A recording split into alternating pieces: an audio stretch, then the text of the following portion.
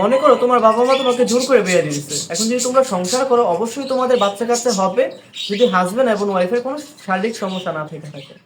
এখন তুমি যদি বাজরিকার পাখিকে জোর করে পেয়ারিং করো, সেক্ষেত্রে তারা ডিম বাচ্চা করবে তো দূরের কথা, কেউ কারো দিকে তাকাবে পর্যন্ত না। ফর এক্সাম্পল, আমি হাট থেকে এই পাখির জোড়াটা কিনে আনি, প্রায় 15 থেকে 16 দিন বা 20 দিন হবে আমি তাদেরকে একটা খাঁচায় রাখছি, তারা এখন পর্যন্ত মিটিং কল করে নেয় বা কিছুই তাদের মধ্যে দেখা যায় না। দেন তারপরে আমি ওদেরকে একটু কলোনিতে রাখি, কলোনিতে রাখার পর যেটা আমি দেখলাম, সেটার জন্য আমি একদম প্রস্তুত ছিলাম না। সেটা হচ্ছে, আমার এই মেল পাখিটা এই ফিমেল পাখিটার সাথে পেয়ারিং করছে। বাজরিকার পাখির পেয়ারিং এর ক্ষেত্রে মানুষের ইচ্ছা শক্তির কোনো দাম নাই। তোমার যদি মনে হয় এই পাখিটার সাথে এই পাখিটা আমি পেয়ার করব, সেক্ষেত্রে তুমি সেটা কখনোই পারবে না।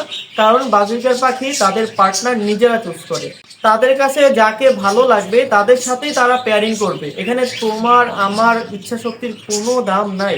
তুমি যদি হাটে থেকে বাজরিকার পাখি কিনতে যাও, ধরো তোমার কাছে একটা মেল পাখি আছে, তোমার একটা ফিমেল পাখি লাগবে, তুমি হাটে যাওয়ার পর তোমার মেল পাখিটা একটা খাঁচার মধ্যে রাখার পর ওই খাঁচার মধ্যে অনেকগুলো ফিমেল পাখি রাখবা।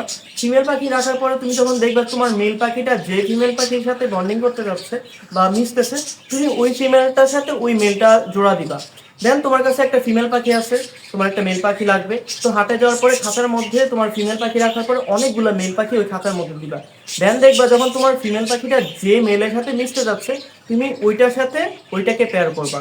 এইভাবে তুমি মেল পাখি বা ফিমেল পাখিকে পেয়ারিং করতে পারবা। এন্ড হাট থেকে যদি তুমি জোড়া নিতে চাও, ধরো একসাথে অনেকগুলো পাখি রাখতেছে, তো ওই রাখা পাখিগুলোর মধ্যে থেকে যে পাখিটার সাথে যে পাখিটার মিশতেছে বা কিস করতেছে বা বন্ডিং করতেছে বা মিটিং করতেছে, ওই জোড়াটাই তুমি নিবা। ধরো তোমার কাছে এই পাখিটা পছন্দ হয়েছে এবং এই পাখিটা পছন্দ হয়েছে, তুমি জোড়া দিতে যাচ্ছ, ওদের ওদেরকে পছন্দ নাও হইতে পারে, তোমার পছন্দ এখানে কোনো ভ্যালু নাই।